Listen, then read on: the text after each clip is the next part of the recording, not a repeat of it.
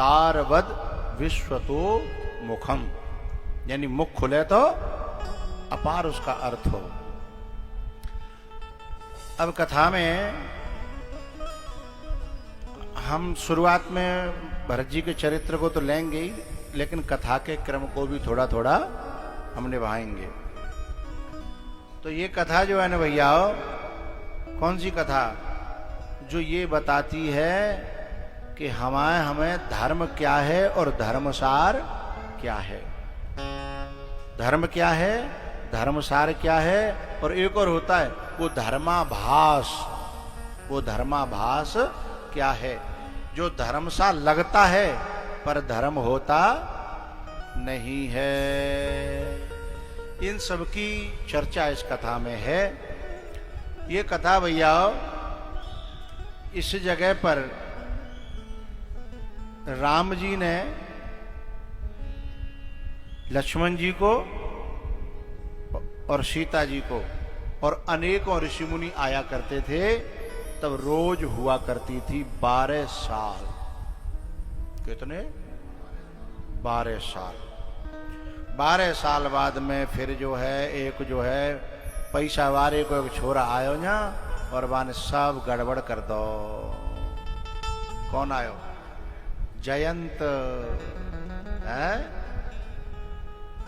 पैसा वारे को छोरा हो, बड़े बड़े धनपति को बेटा हो, बड़े राजा को बेटा हो, इंद्र को है? जयंत ने चोंच मारी।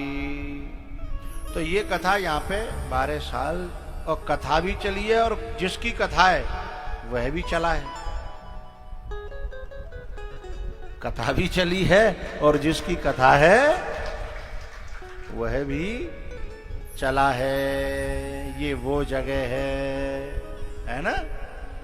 और ये कथा जो है, जो रामचरितमानस में है, इसके जो कई घाट हैं वहां शुरुआत हुई है प्रयागराज से। यहां से प्रयागराज कितना होगा है? किसी को पता है?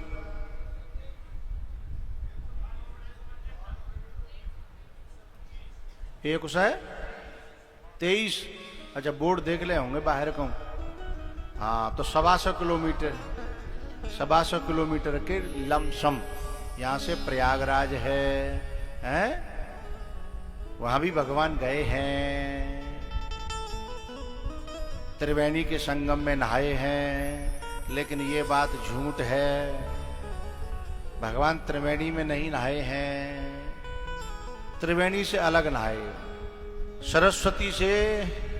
सरस्वती जी महारानी ने सब गड़बड़ नहीं। हाँ, राम जी तो त्रिवेणी में नहाए, पर भरत जी त्रिवेणी में नहीं नहाए। देखे सीता सित नीर नहाने। तो एक कथा एक बार प्रयागराज में भी हम करेंगे। वहां से श्रृंगवीरपुर है, मात्र 25-30 किलोमीटर है। श्रृंगवीरपुर और प्रयागराज की कथा को एक साथ ले लेंगे, जिसमें दोनों तीनों का दर्शन हो जाएगा।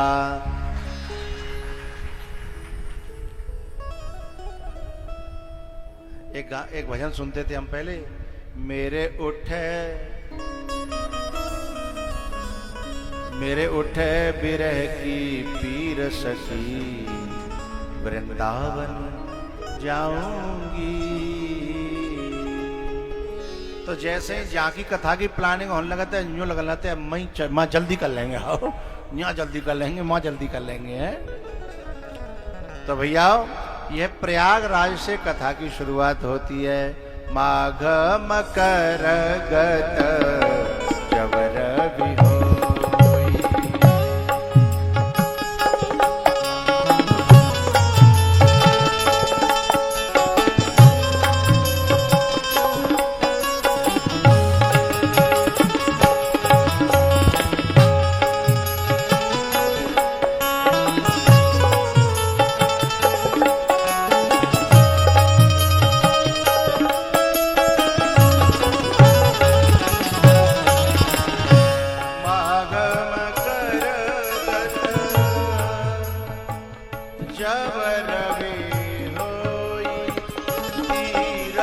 पते आवशव कोई।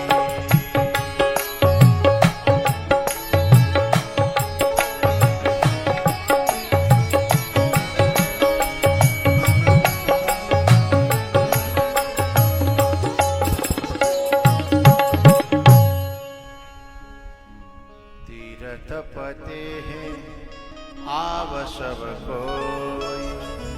कुंभ का मेला पड़ा और उसमें सब ऋषि मुनि संत महात्मा आए।